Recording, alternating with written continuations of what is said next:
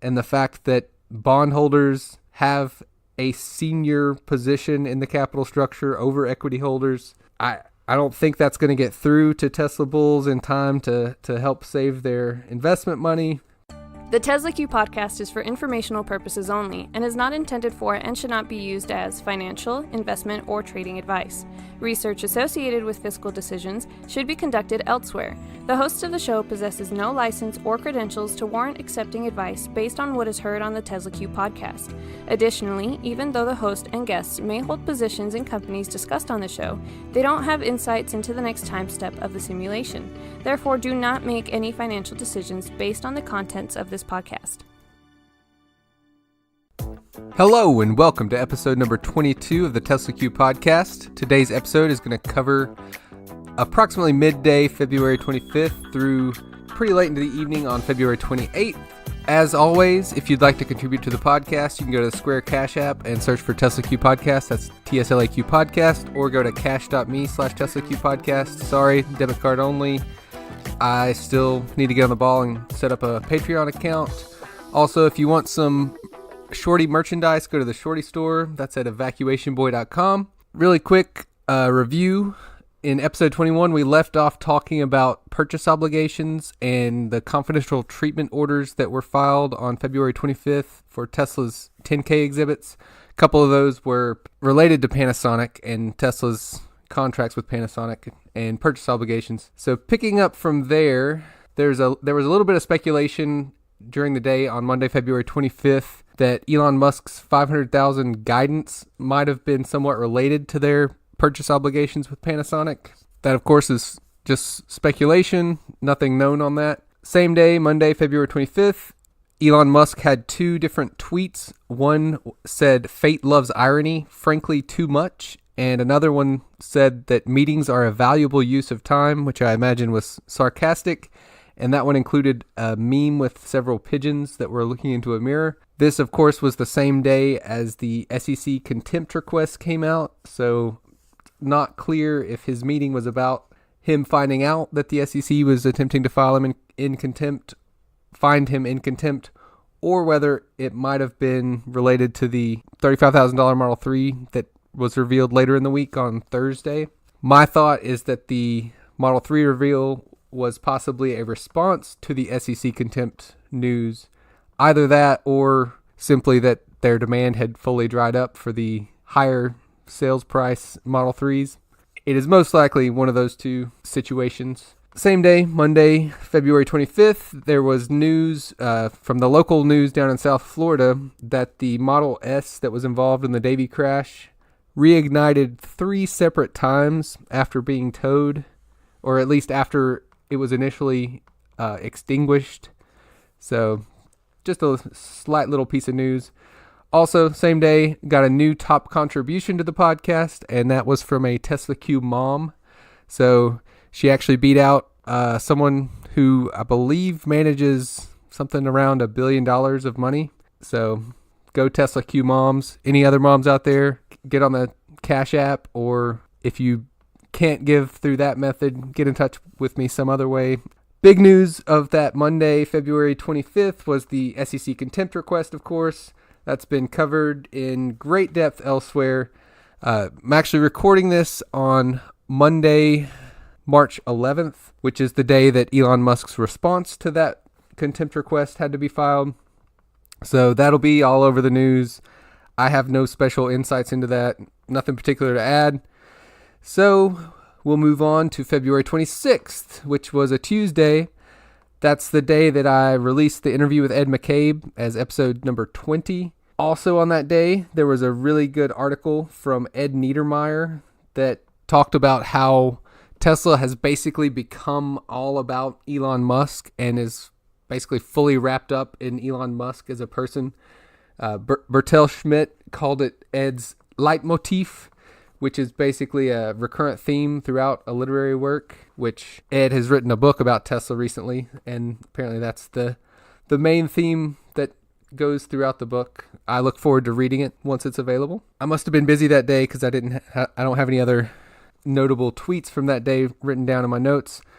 But moving on to Wednesday, February 27th, which was actually late at night on Tuesday, depending on how you classify it. But that's when Elon Musk changed his Twitter name to Elon Tusk and tweeted that there would be some Tesla news coming out on Thursday at 2 p.m., which was California time, so 5 p.m. Eastern time.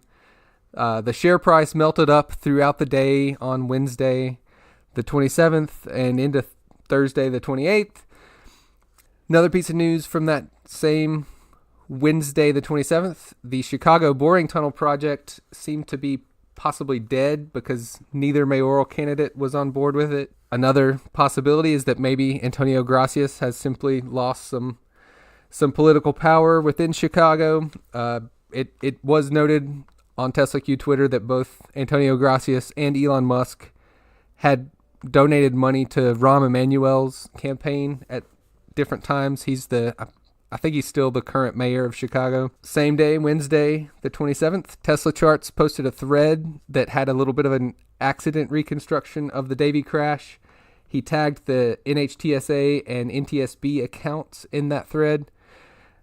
He posted it at 10:42 a.m. that day, so if you want to search for it, the easiest way would be to search for Tesla Charts and Davie, and you should be able to find it pretty easily on Twitter. As part of a response to that thread, another Twitter user, is Tesla worth zero is the Twitter handle, posted some instructions on how to make a submission to the NHTSA's Office of Inspector General to help encourage them to actually investigate the crash. I saw that several people on Twitter made submissions to that day, and later in the week, which is past the last of my notes for this particular episode, it was announced that that crash and the subsequent crash are both being investigated. There was a report shortly after that crash that the NHTSA would not be investigating it, which was part of what prompted Tesla Charts to make that thread. Same day, there were some photos. These may have not come out that day exactly, but at some point on that day, looking back through my tweets, there was some discussion about Tesla that had burned on a frozen lake. There were some people that went out on this lake to fish, and somehow the Tesla caught on fire, and the pictures were pretty incredible of that. Thursday, February 28th, there was an article in the LA Times by Michael Hiltzik that basically stated that any Tesla equity holders that are still holding at this point, if they get harmed, it's basically their own fault, because there have been red flag after red flag about Tesla and about Elon Musk and all the dangers of holding this equity. My thought is still that so many of the Tesla bulls don't truly understand how a capital structure works, and the fact that bondholders have a senior position in the capital structure over equity holders. I don't think that's going to get through to Tesla bulls in time to help save their investment money, but they should have become more educated in advance, I guess is all I can say. Same day, Thursday the 28th, Quote the Raven Research, who has an excellent podcast, tweeted out that Tesla's share price was up $36 per share from the time of Monday's, which was Monday, February 25th, the announcement that the SEC was requesting that Elon Musk be found in contempt of their settlement agreement. And of course, the biggest news of Thursday, February 28th was the 5 p.m. announcement that the $35,000 standard range Model 3 was now available. Other big part of that news was that they were going to be closing a substantial portion of their stores to help be able to afford the 6% price drop for their vehicles. The crazy thing, though, was that they didn't actually tell the employees of the stores in advance. So these employees all found out basically at the same time as everybody else through the news, through the I think it was a blog posting at the time about the announcement. And of course, they also had the very exclusive phone call with journalists. Select journalists got the invite to that. Immediately upon hearing the news of the store closings, many people on TSLAQ Twitter were pointing out that when Tesla bought Solar City or acquired Solar City, bailed out Solar City is the preferred term by many in TSLAQ Twitter. The big thing was that they'd be able to cross-sell to customers solar roofs while also selling them cars in the stores. So I don't know what the idea was for the Tesla Solar side of the business with the planned store closings, when that was the plan for the very short time period, that 10 days approximately that plan was in place.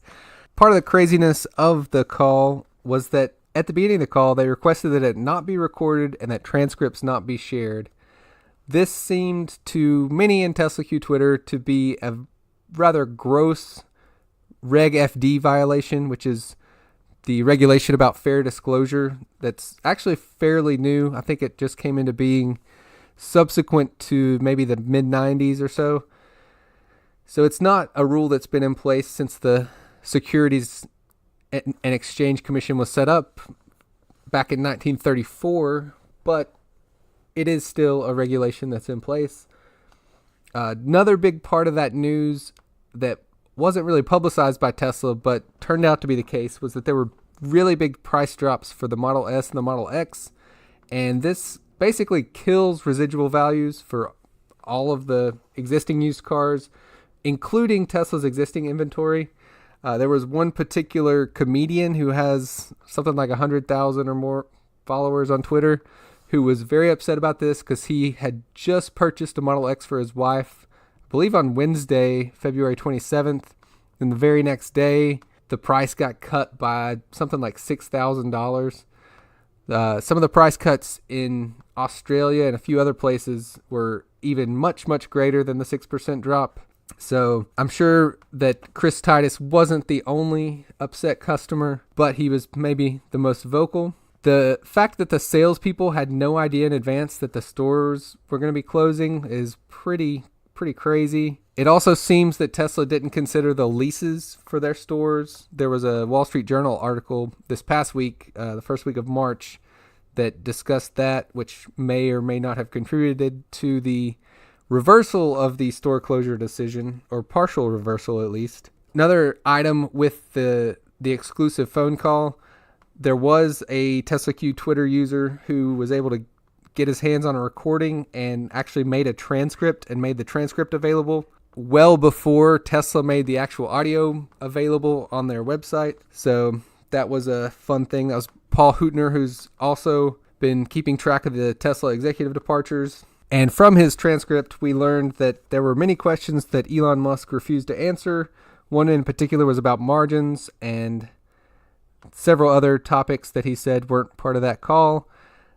He continued to be kind of all over the map about the 2019 production guidance, which may or may not relate to the purchase obligations for Panasonic, and or may also relate to setting up a retroactive defense for the SEC's contempt findings against him. And a very poignant tweet from Lynette Lopez on the night of February 28th was, and this is her tweet, "I've never thrown a football, but I know what a Hail Mary looks like."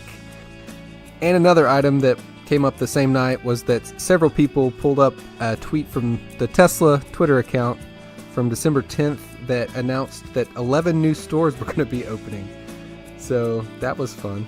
And same night is when I finally got my initial Shorty merchandise, and I tweeted a picture of it, and that's where we're going to end this particular episode of the TSLAQ podcast. If you want your own Shorty merchandise, go to evacuationboy.com. Maybe even try an old offer code that was included back in January. It was Q15 and it got 15% off. It may or may not still work. I don't know. It's worth a shot though. And with that, we'll call it episode number 22 of the TSLAQ podcast. Bye-bye.